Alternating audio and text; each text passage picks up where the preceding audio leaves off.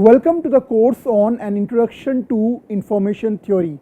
I am Adrish Banerjee from Indian Institute of Technology, Kanpur, and I am going to teach this course. Now in today's lecture, I am going to give you a brief overview of the contents of this course, what does information theory deals with, and I am also going to talk about some of the books that we are going to follow in this course.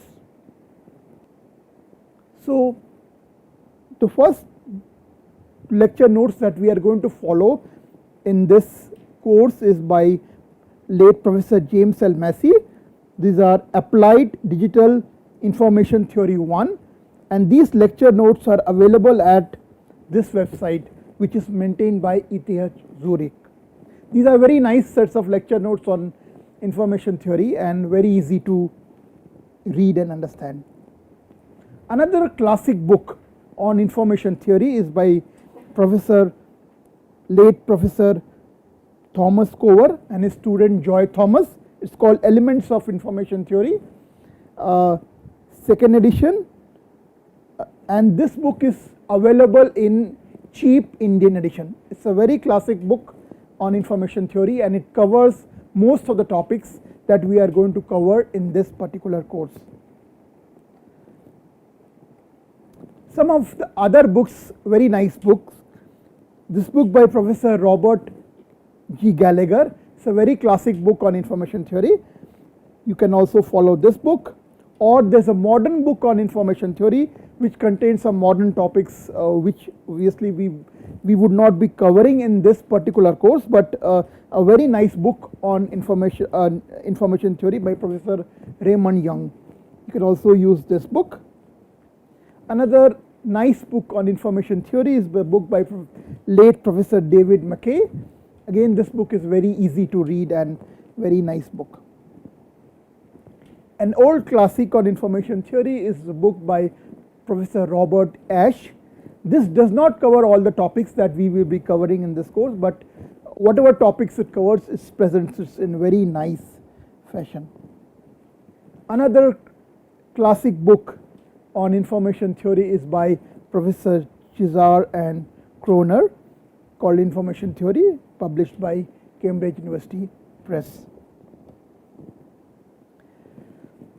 I strongly suggest you read this Collected Papers of Shannon. It's a very nice collection of papers by Claude Elwood Shannon, the father of information theory. This is edited by Sloan and Weiner. A very nice collection of papers by Claude Shannon. Now there is a separate book on network information theory by Professor Abbas Al-Gamal and Yong Han Kim. They also have a set of lecture notes which are readily available on the internet on network information theory. That's a very nice reference on network information theory. And finally, this book covers both classical as well as quantum information theory, though we will be covering in this course only classical information theory, but those of you who are interested to learn quantum information theory can refer to this book by Emmanuel Desourve. Okay, so let's now talk about what are the course content for this particular course. So we'll first start off with quantifying information.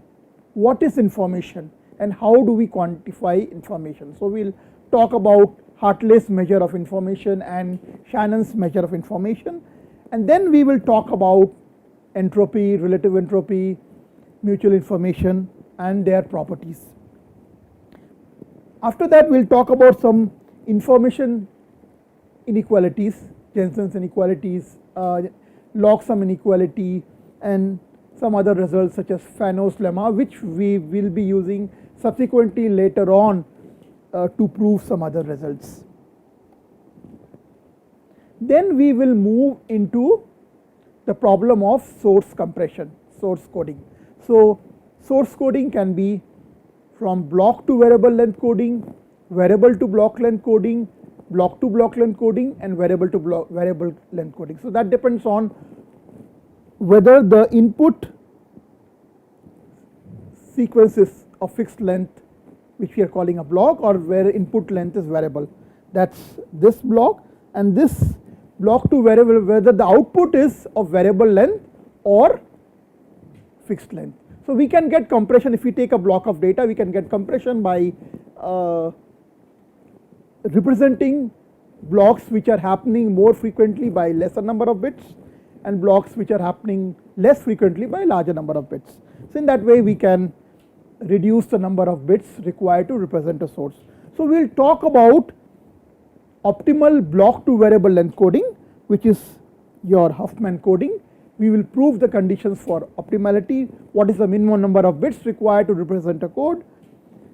We will also talk about variable to block length coding, and for a specific instance where the message can be parsed in a particular fashion, we will talk about an optimal variable to block length coding in that particular instance, which is what is known as tungsten coding. We will also talk about variable to variable length coding, which are very prominently used in lot of source compression algorithms.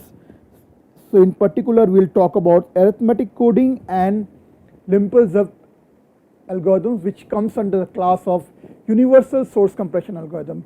You do not require any knowledge about the prior source distribution of the source that you are trying to compress. We will also talk about block to block length coding. Now if we are doing block to block length coding, to get compression, obviously we are encountering a lossy compression. Now we will show that there are some sequences which are more likely to happen. Given a source distribution, there are some sequences which are more likely to happen from that particular source, and some sequences are less likely to happen. So when we do block to block length coding, we will try to assign individual code words to all those sequences which are more likely to happen, which we call as typical sequences. And of course for all other non-typical sequences we will just assign one particular code word. So when we transmit a typical sequence, the decoder will be able to decode that sequence, whereas for a non-typical sequence we would not be able to distinguish what sequence was transmitted, and hence this is an example of a lossy source compression. We will also talk about what is collectively known as asymptotic equipartition property. This is a information theory analog of law of large numbers. We will talk about what are these properties and what is the consequence of these properties. Then we will move to source compression for sources which have memory. So we will exploit basically correlation between temporal correlation between the bits that are coming out of source. We are going to exploit that correlation to design our source encoder. So this will be our coding for sources with memory, and we will take a very simple example to illustrate that. After this few lectures on source compression, we will now move to channel capacity computation. So channel is the medium over which we are communicating. So how many bits we can transmit over a communication link, that's basically your channel capacity. So we will talk about some very simple channel models, and we will talk about how to compute the channel capacity. Then we will move from discrete random variable to continuous random variable, and we will define entropy for continuous random variable. That's basically what is known as differential entropy, and we will consider an example of a very commonly used channel, which is additive white Gaussian noise channel. We will compute the capacity of additive white Gaussian noise channel. Next topic deals with what is known as rate distortion theory. Now if you have a real number and you try to represent that real number, if you want to represent it, you will require infinite number of bits, right? But if you try to represent that real number with finite number of bits, then essentially you are introducing some sort of distortion. So how do you find out that your representation using fixed number of bits is a good representation of your real number. So you need to describe a goodness measure between your original real number and its representation.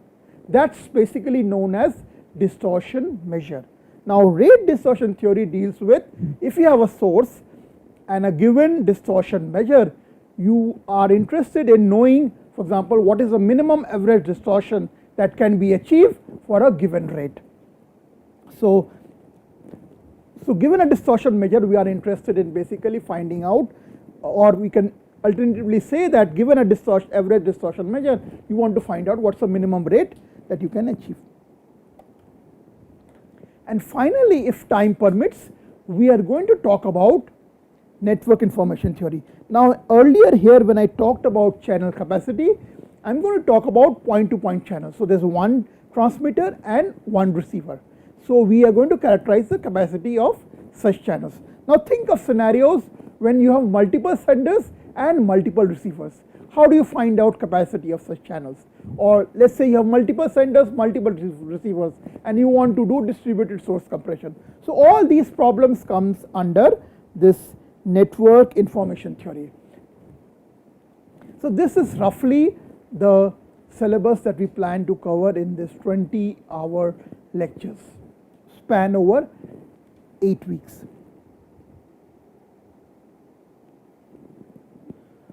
So what can you expect after going through this course? You should be able to understand or find out what are the fundamental limits of communication, at what rate we can reliably communicate over a communication channel. You should also be able to find out what are the fundamental limits of data compression. So for example, if you want to do lossless compression, what is the minimum number of bits required to represent a source? Or you want to do a lossy compression, given an average distortion measure, basically what is the minimum number of bits you require to represent a particular source. In the process, you will also come across some practical algorithms for source compression, and you will also learn few mathematical techniques, how to prove theorems and things like that. So let us look at a block diagram of a communication system and see where does information theory, what are the problems that information theory deals with. So what are the various steps involved in communication? So we can roughly say that communication involves 3 processes. The first is encoding a message. So given a source, you want to efficiently represent that source using a fixed number of bits. That's encoding. And then once the message is encoded, you want to transmit it over a communication link. That's basically this point, transmitting the message over a communication link. And finally, the bit that has been transmitted over a communication channel, that will get corrupted due to noise. So at the receiver, you would like to decode and estimate what was the message that was transmitted. So roughly in any communication, these are the 3 basic steps involved.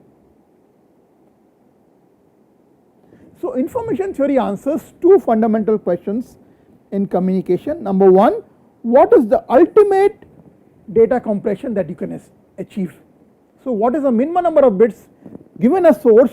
What is the minimum number of bits required to represent the source? And the other question that it answers is, what is the maximum rate at which we can transmit over a communication channel, and still at the receiver we should be able to reliably decode that message.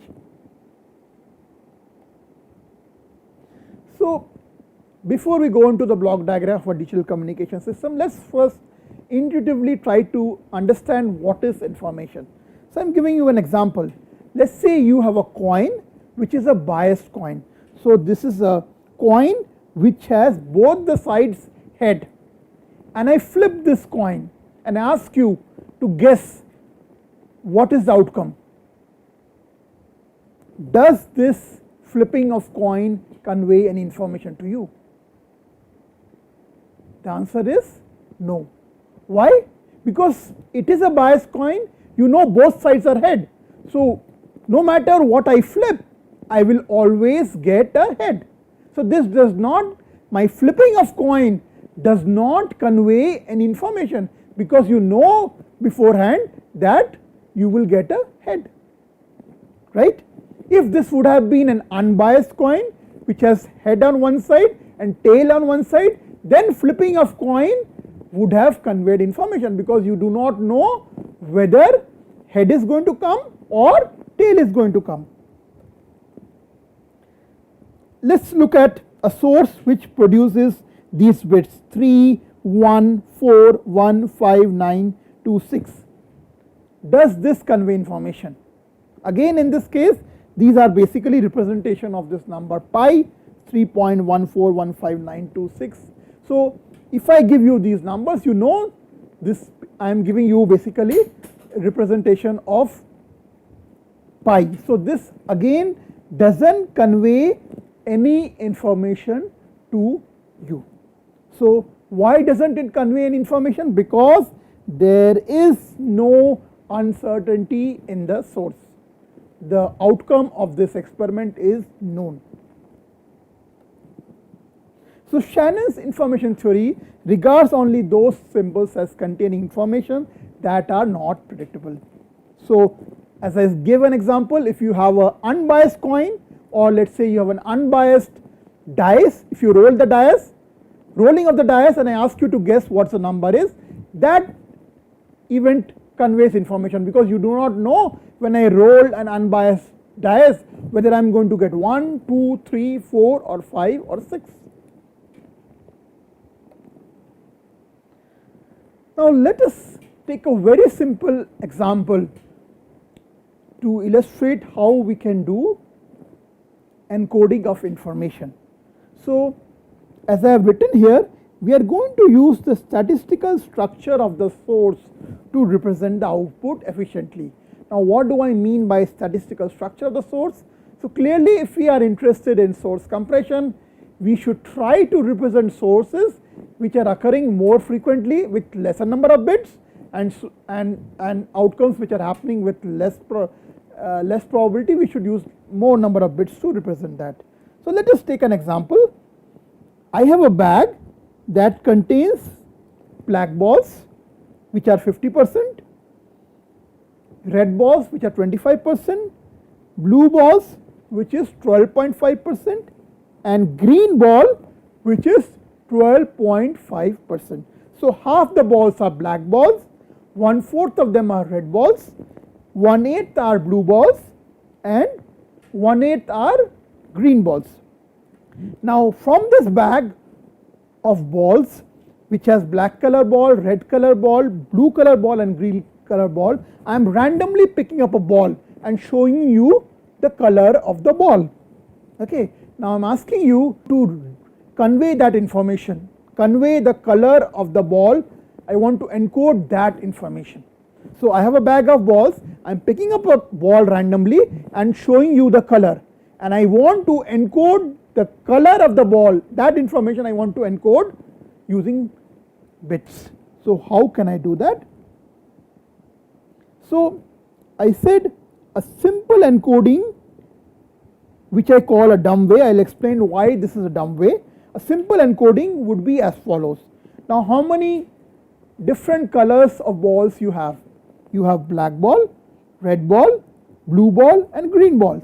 So you have 4 different types of balls. So very simple encoding could be, I would use 2 bits to represent the color of the ball, because I have 4 possibilities, I can use 2 bits to represent. So for example, I can use 0, 0 to represent black ball, I can use 0, 1 to represent red ball, I can use 1, 0 to represent a blue ball, and I can use 1, 1 to represent a green ball.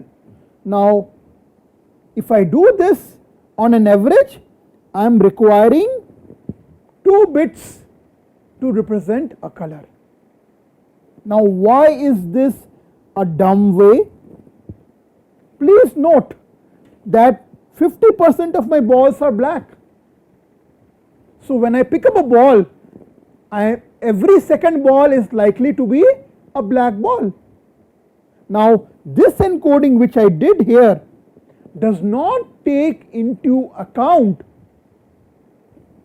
the frequency of the color which comes out. So clearly you can see, if I pick up a ball, I am more likely to get a black ball than, let us say, a green ball, right? But I am using 2 bits to represent green ball, I am using 2 bits to represent black ball also. So that is why I said this is a simple encoding, but it is a dumb way of encoding, because I am not exploiting the fact that 50% of my balls are black or of black color. So ideally what should I be doing? I should be representing black color with less number of bits and green color with more number of bits, because black is occurring with more frequently. So a smart way of doing could be, so I am using 0 to represent a black ball, I am using 1 0 to represent a red ball, I am using 1 1 0 to represent a blue ball, and I am using 1 1 1 to represent a green ball. Please note, none of these bits which I am using to represent a number is a prefix of any other code. For example, if I get a 0, that is a black ball. Now note, none of these are starting with 0. Red does not start with 0, blue does not start with 0, green does not start with 0. Similarly, look at the coding for red ball. I am using 1 0. Now note, blue does not start with 1 0, green does not start with 1 0, and I am using 1 1 0. Clearly green does not have 1 1 0 as a prefix. So there will be no confusion in decoding this particular stream encoding scheme. Now on an average here I require 1.75 bits per color. How did I compute that? Now for black I require only 1 bit, and black is happening with probability half.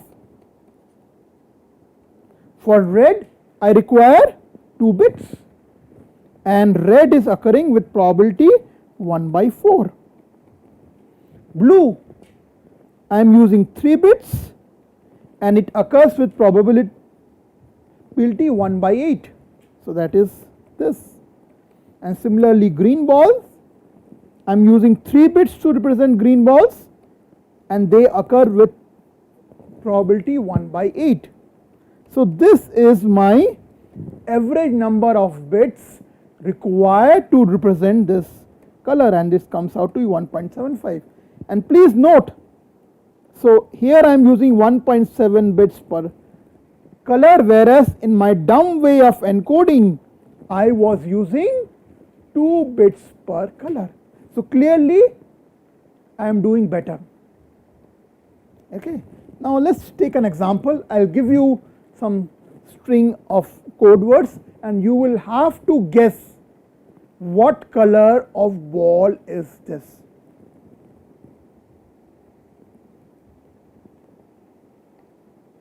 Okay.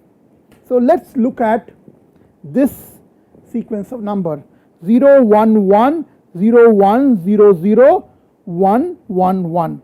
Now note that for black I am using code 0, for red I am using 1 0, for blue I am using 1 1 0, and for green I am using 1 1 1. So let us look at this. The first bit is 0. So what color is this? This is black, because black I am representing by 0. So this is black. Next I have 1. Am I using any 1 to represent any code?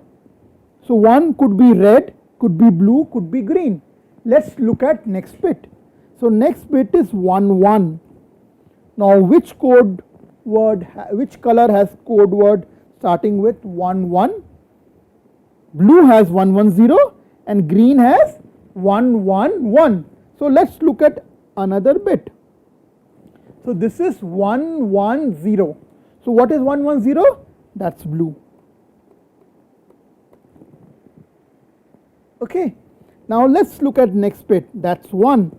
So now again this could be red, this could be blue, or this could be green. So let's look at other bit, 10. What is 10? 10 is red. So next ball is red. Next we have 0 here. So what is 0? 0 is black color ball. And next we have 1. So 1 could be red, could be blue, could be green. Let's look at next 2 bits. 1 1. Now 1 1 could be blue or could be green. Let's look at next bit, which is 1 1 1. And what is 1 1 1? That is green. So this is the, you can see this is the sequence of colors which have been encoded using this sequence. Another interesting thing you note here is I am using a variable length code. For black I am using 1 bit, for red I am using 2 bits, for blue I am using 3 bits, for green I am using 3 bits. So I am using a variable length code to describe the color of the ball. But because none of these code words are prefix of another code word, I am able to make out the boundaries, or I am able to make out when is a particular code word ending.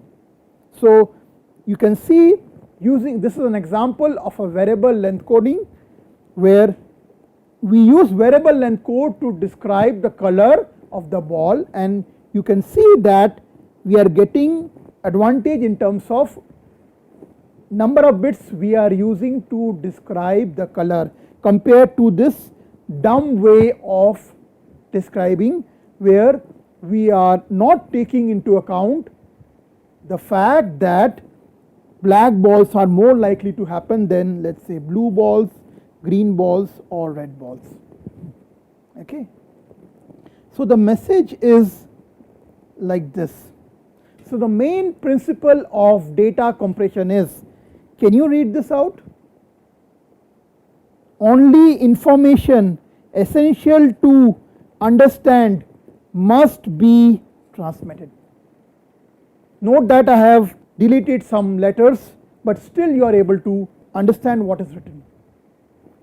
So that's the basic idea behind compression, that we would like to represent our source with minimum number of bits. So this was an example to illustrate how source compression is done. Now let's move into the next part of information theory, which will deal with describing or calculating the channel capacity. So let us explain what is a channel and what is a channel capacity. So the transmission medium over which we are communicating is known as channel.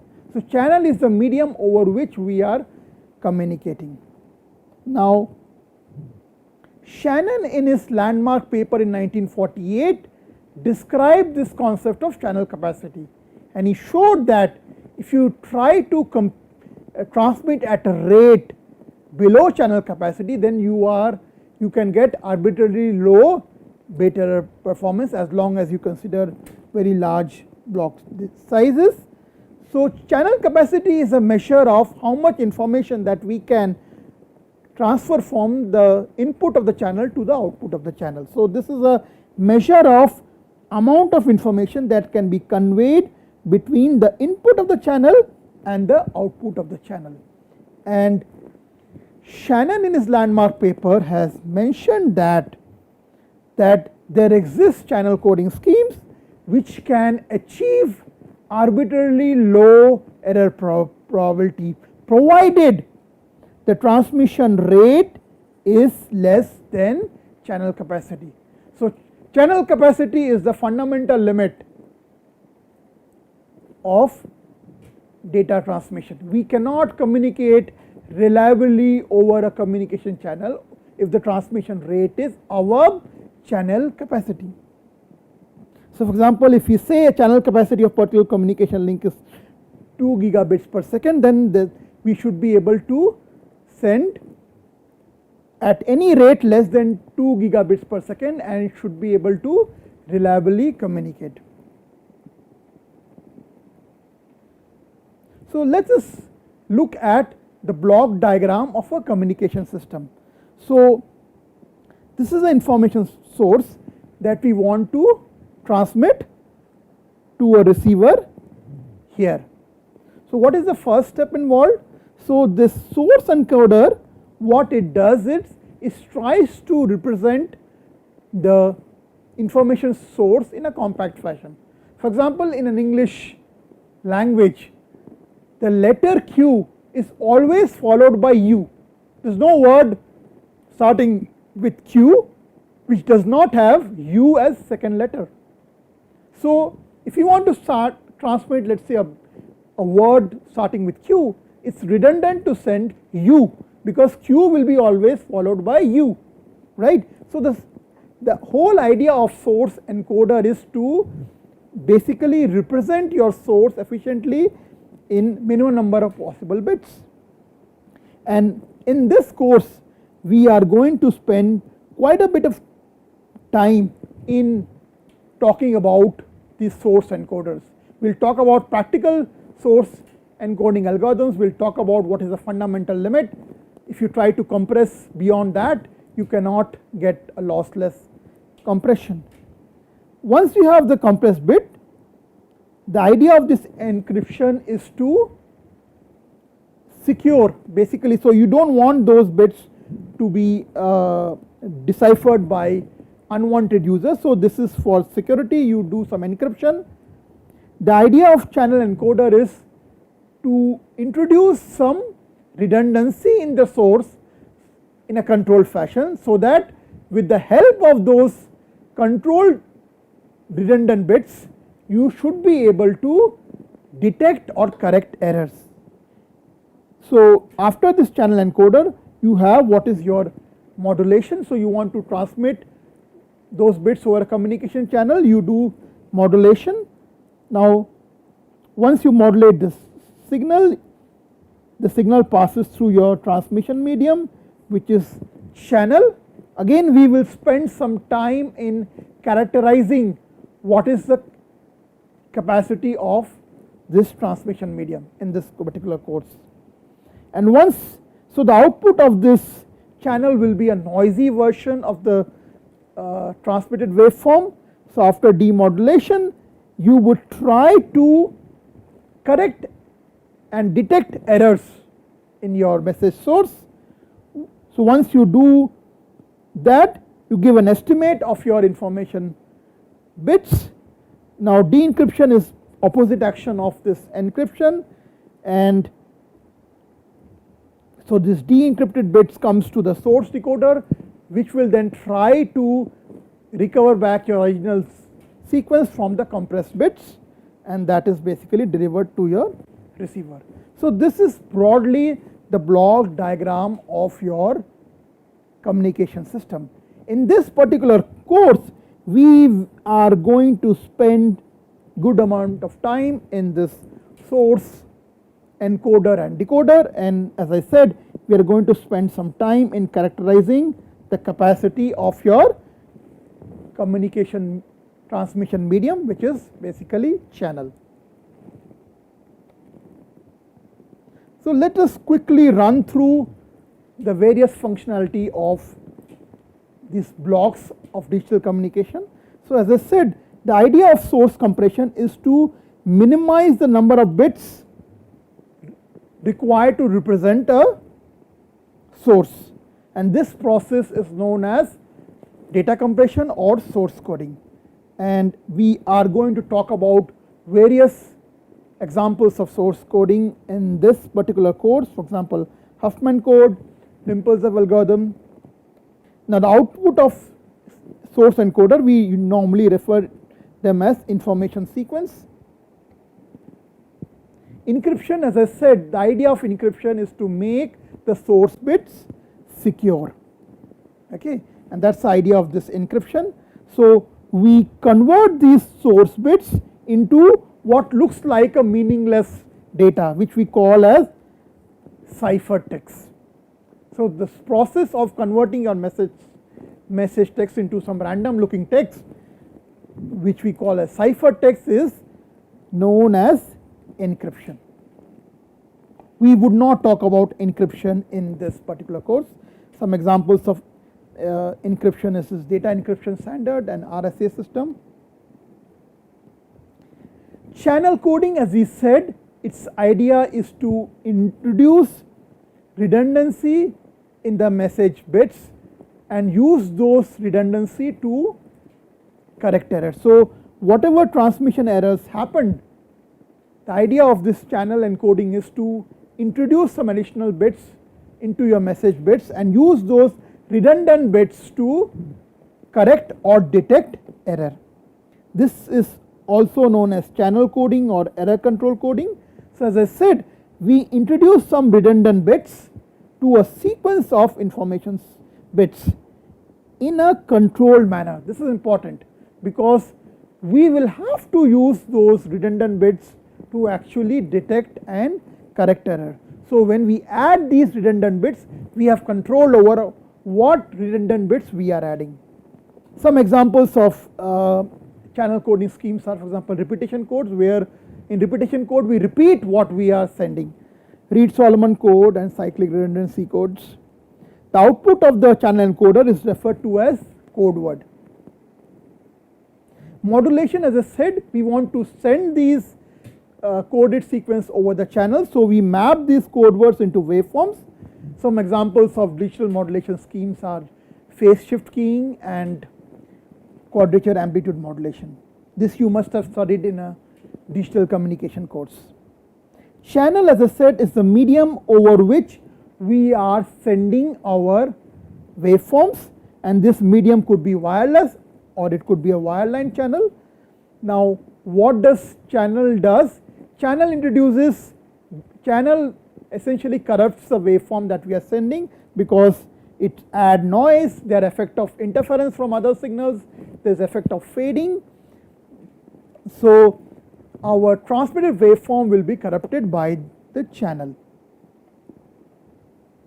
Some very simple models of channels are these binary erasure channel, additive white Gaussian noise channel. We will talk about them more when we talk about channels and channel capacity, how to compute their channel capacity. Now demodulation is basically opposite action of modulation. So you get a noisy waveforms, you want to convert them back into sequence of bits, that's basically demodulation. Now if you convert those noisy bits directly into zeros and ones, that's known as hard demodulation.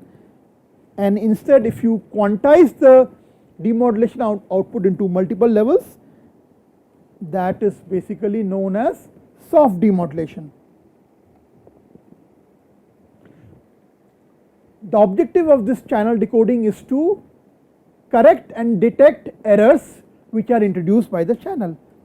So that is the objective. So when does error occur?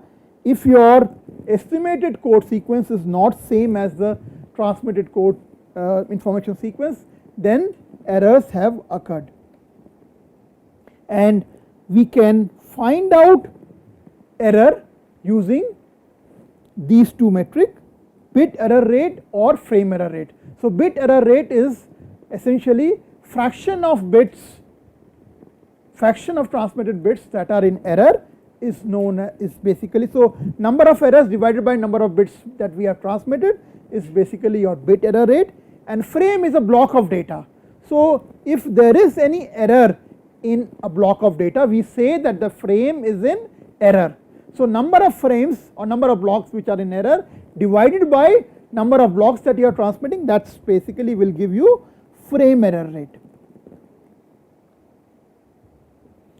So as I have already defined, the bit error rate is the expected number of information bits decoding error per decoded information bit, and frame error is basically if it's the percentage of frames which are in error, and frame is a block of data. So de-encryption is the opposite action of encryption. So once you get this cipher text, you want to get back your original text, That is the objective of this de-encryption. So you want to recover the plain text from the ciphertext with help of some key. That's basically your de-encryption. And finally, source decoding. So what you get at the input of the source decoder is compressed bits. Now you want to recover back your original sequence. That is done by source decoder. So you want to reconstruct the original source bits from the decoded information sequence. That is done by source decoder. Now due to errors introduced by the channel, there might be some errors introduced in the final reconstructed signal. So it's possible that your signal may get distorted as a result of that. Okay. So to conclude, basically in this course we are going to concentrate on the source encoder decoder part of a digital communication system and in the transmission medium to characterize what sort of rates, what sort of data rates we can achieve over a communication link. Thank you.